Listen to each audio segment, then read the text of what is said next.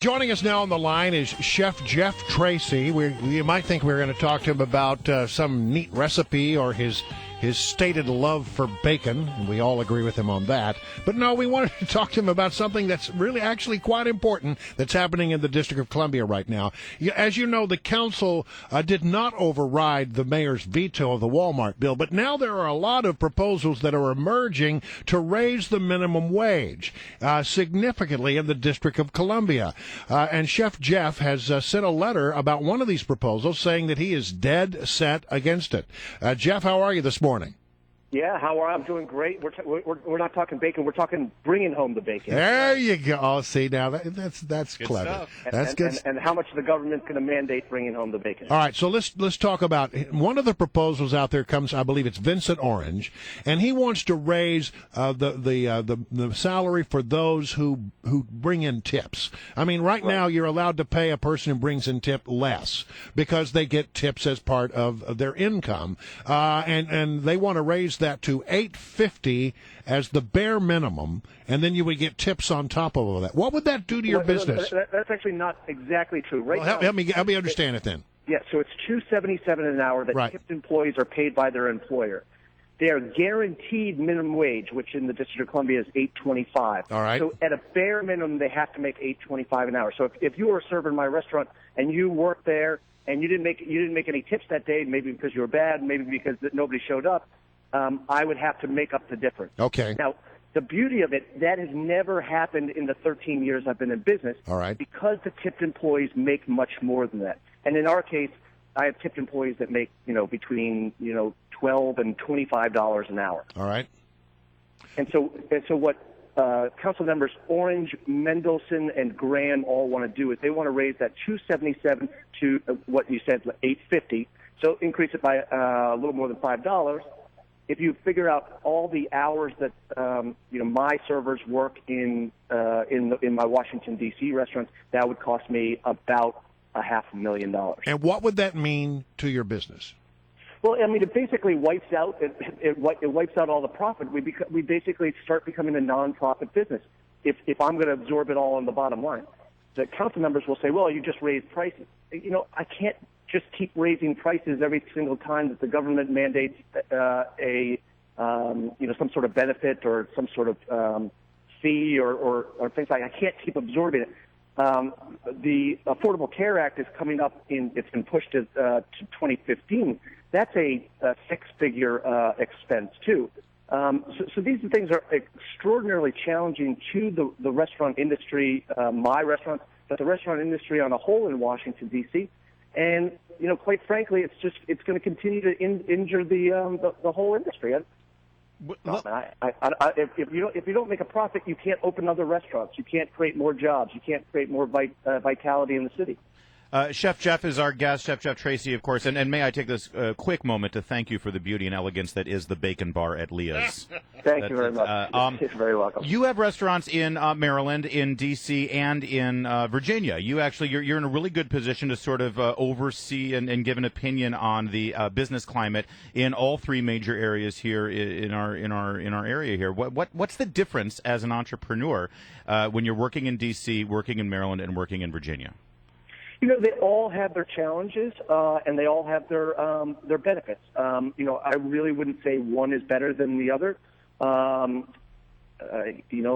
see crazy regulations in Virginia that we've been working very hard to get rid of a law that doesn't allow you to advertise or post on Facebook or Twitter anything about happy hour in Virginia. Huh. It would be against the law for me to tweet about my happy hour in Virginia. I find that absurd. I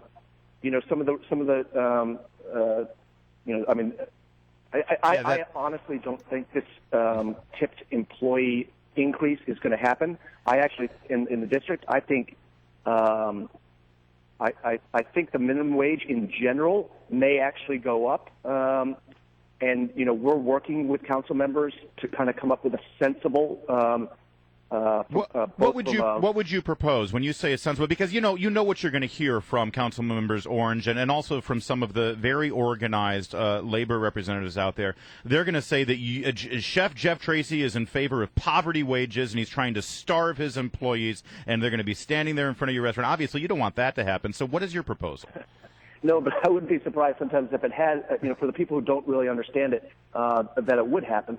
But again, we've been working. I'm also the chairman of the Restaurant Association of Metropolitan Washington, and the president of the association and I have been working diligently, trying to find council members who are willing to have a good conversation with the restaurant industry and try to find ways to make a minimum wage that makes sense, for everybody, so that the business can be sustained, the economic model can be sustained.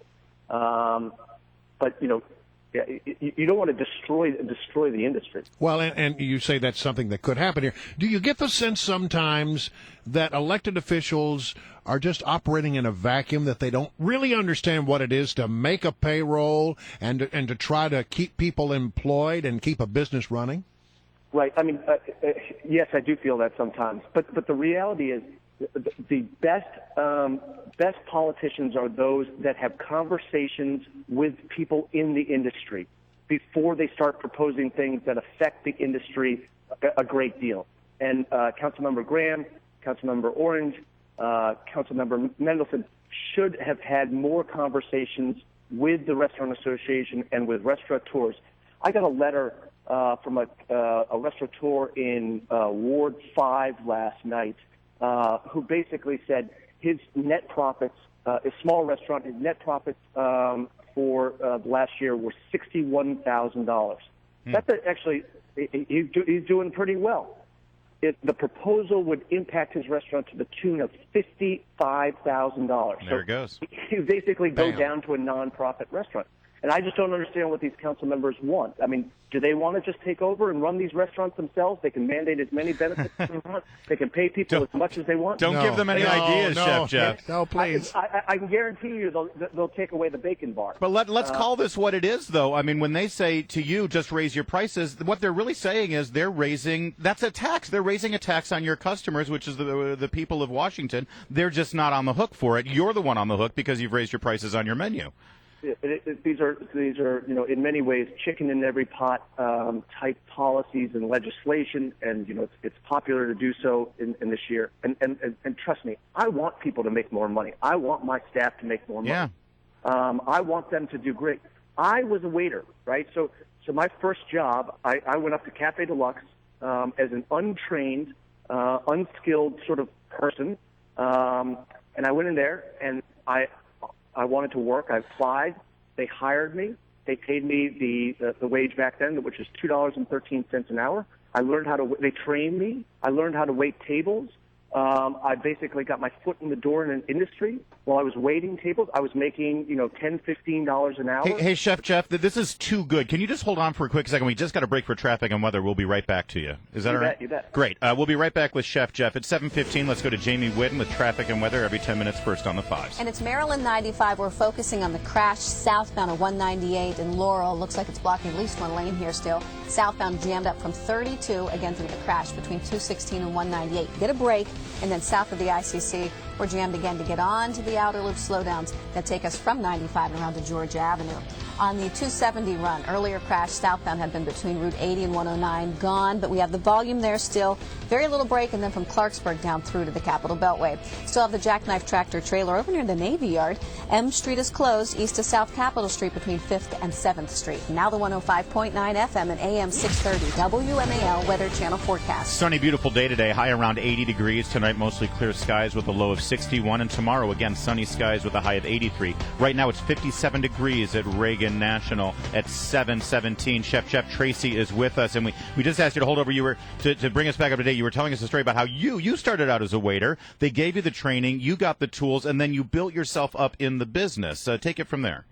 Right. So it's a unique industry in that a person who is unskilled, untrained can go in, get a job, and instantly start making more than minimum wage. You know, people say, "Oh, you made $2.13 an hour." I was making $2 because I was making all these tips, and I was guaranteed what the regular minimum wage, which back then was like $6 or $7. But instead, I was making $10, $15 an hour, and I couldn't make that money anywhere else. Yeah. And so I basically got my foot in the door in an industry. I was, 6 weeks after I got this job, the people actually offered me a floor manager job. So, I mean, I had an opportunity to really grow. So I ended up rejecting that job and going to the Culinary Institute of America. And then I came back and I got more training, and then I was able to grow in the industry, eventually becoming an entrepreneur. Right. It was the way you got started, and you're hugely successful now, one of the top chefs in America. But let me ask you, I want to make sure that people understand this. If indeed they change the minimum wage the way they are describing in Vincent Orange's bill, you say that not only will you have to come up with another $500,000 to pay your people, you're also really facing serious problems when it comes to Obamacare. It's sort of a 1-2 punch. Right. I mean, Obamacare is it got pushed off. Right. It was supposed to start on January 1st. Well, for business owners, it got pushed off. For you, right? Exactly. It's sort of our responsibility got pushed off. I'm still not sure why, because I had finally gotten it, wrapped around, and I figured out, I was like, okay, I've just accepted it. But now it's 2015, so. That's going to be a 6-figure expense, right? So, the council wants to put a 6-figure expense onto my P&L. Obamacare is a 6-figure expense. It just gets to a point where you're like, I don't understand why they're going after us constantly. It's not just you. I mean, this is what every small business in America is facing right now. We're facing a big hit from Obamacare, and now everywhere you look right now, around the country, there are all these efforts to raise the minimum wage. This hits small businesses right between the eyes. Yep. And you're going to see a lot of small businesses just simply say, I can't do this. I'm out.